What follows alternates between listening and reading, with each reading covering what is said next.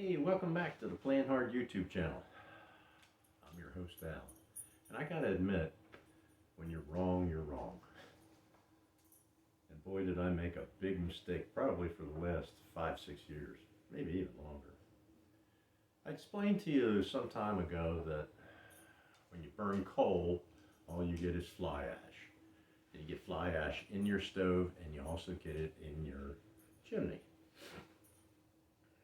Well, I thought I was doing a pretty good job. I was cleaning out the fly ash constantly. And last year I started burning wood half the time. So I was concerned about maybe getting creosote buildup. So for the first time in 26 years, 27 years, I called a chimney sweep to clean out my chimney. Well, he came and they looked at the chimney and he says, your burning wood last year was great. There's no creosote in the chimney. Everything's fine as far as that's concerned. They cleaned out the T down here behind the stove. It's only about maybe that much ash in the bottom of the T, so it wasn't that big of a deal.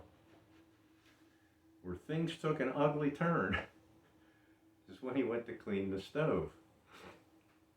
Now, I've always cleaned out, down the ash pan and, in the firebox and everything like that. So, I feel like such a fool. So, he started cleaning out the smoke shelf. Now, there's a secondary burn shelf that's up there, and its intent is to recirculate the smoke and get it to burn. Well, that's also the path to get out to the chimney. He gets about halfway done, he turns off his central vac, or his shop vac, and he goes, how long's it been since you've cleaned this stove out? I said, well, I don't clean the chimney, and I said, I clean the stove out once a year. He goes, mm-hmm. He says, you never clean out the smoke shelf, do you? And I'm like, well, no, not really. So, when he got finished, he showed me. He had a 2.5-gallon shop vac filled with ash.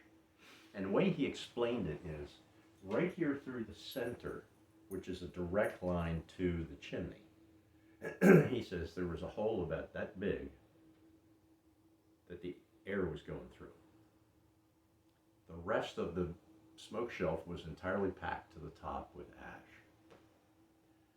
So he kind of laughed, and he says, well, I guess you learned something today. I said, yes, I did. I thought the only thing I had to worry about was the chimney, when in actuality, I had to worry about the stove, too. So I was wrong. And I'll tell you what a major difference. I was running close to 5-gallon buckets of coal a day through this stove. Now I can get 24 hours out of 2 buckets.